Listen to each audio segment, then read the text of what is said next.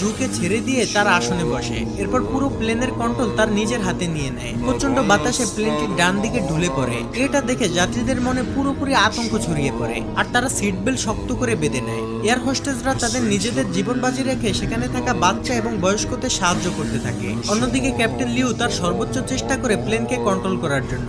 Liu হঠাৎ প্লেনটিকে বাম দিকে মোড় দিয়ে জুকে বাহির থেকে ককপিটের ভিতরে নিয়ে আসে।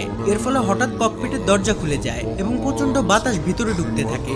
অতিরিক্ত বাতাসের চাপে ভিতরে থাকা সবকিছু ওলটপালট হয়ে যায়। যাত্রীরা ভয়ে চিৎকার চেঁচামেচি করতে থাকে। এমনকি এয়ার হোস্টেসরাও এক একজন সিটকে পড়ে যায়। ঠিক তখনই তাদের সকলের সামনে অক্সিজেন মাস্ক নেমে আসে আর এয়ার হোস্টেসরা অনেক কষ্ট করে যাত্রীদের অক্সিজেন মাস্ক পরাতে সাহায্য করে। অন্যদিকে চ্যাংডু এয়ারপোর্ট কন্ট্রোলার কন্ট্রোল রুমের ম্যানেজারকে ডেকে বলে, স্যার, সিচুয়ান 8366 বিমানটি নিশ্চয়ই কোনো বিপদে পড়েছে। পাইলট বলেছে তাদের প্লেনের উইন্ডো শিল্ডে ফাটল ধরেছে। তাই আমি প্লেনটিকে 8000 ফিট নিচে নামিয়ে ডান দিকে ঘুরিয়ে চ্যাংডু সুয়াংলিও ইন্টারন্যাশনাল এয়ারপোর্টে জরুরি অবতরণ করতে বলেছি। কিন্তু প্লেনটি 32000 ফিট উচ্চতায় প্রচন্ড গতিতে বাম দিকে ঘুরে তিব্বতের দিকে এগিয়ে যাচ্ছে। প্লেনের ভিতরে অক্সিজেনের লেভেলও লো হয়ে যাচ্ছে।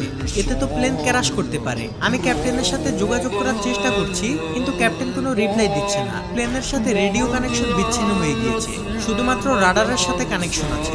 এটা দেখে কন্ট্রোল রুমের ম্যানেজার সাথে সাথে আশেপাশের সকল এয়ারপোর্টে ইনফরমেশন পাঠিয়ে দেয় এবং মুহূর্তের মধ্যেই সকল এয়ারপোর্টের ফ্লাইট বাতিল করে দেওয়া হয়। প্রতিটি প্লেনের শিডিউল পরিবর্তন করা হয়। টেক অফ করা সকল প্লেনকে হোল্ড করে দেওয়া হয়, এমনকি আকাশে উড়ন্ত সকল প্লেনের রোড চেঞ্জ করে দেওয়া হয়। ইমার্জেন্সি ল্যান্ডিং এর জন্য চ্যাংডু সুয়াংলিও ইন্টারন্যাশনাল এয়ারপোর্টের রানওয়ে খালি করে দেওয়া হয়। সেই সাথে police, fire service, medical team এবং এয়ার ট্রাফিক কন্ট্রোল সহ সকল বাহিনীকে রানওয়ের কাছে অবস্থান নিতে বলা হয়, যাতে যে কোনো খারাপ সিচুয়েশনের মোকাবেলা করতে পারে।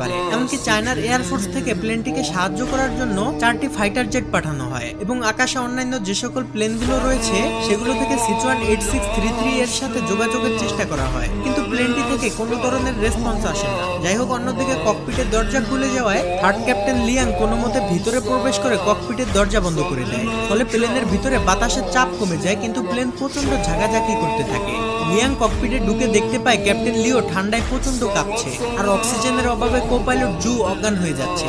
লিয়াং তখন ককপিটে থাকা অক্সিজেন মাস্ক বের করে ক্যাপ্টেনদের পরিয়ে দেয় এবং সে নিজেও পরে নেয়। এরপর লিয়াং কন্ট্রোল রুমের সাথে যোগাযোগ করার চেষ্টা করে, কিন্তু সে বুঝে যায় রেডিও কানেকশন বিচ্ছিন্ন হয়ে গিয়েছে।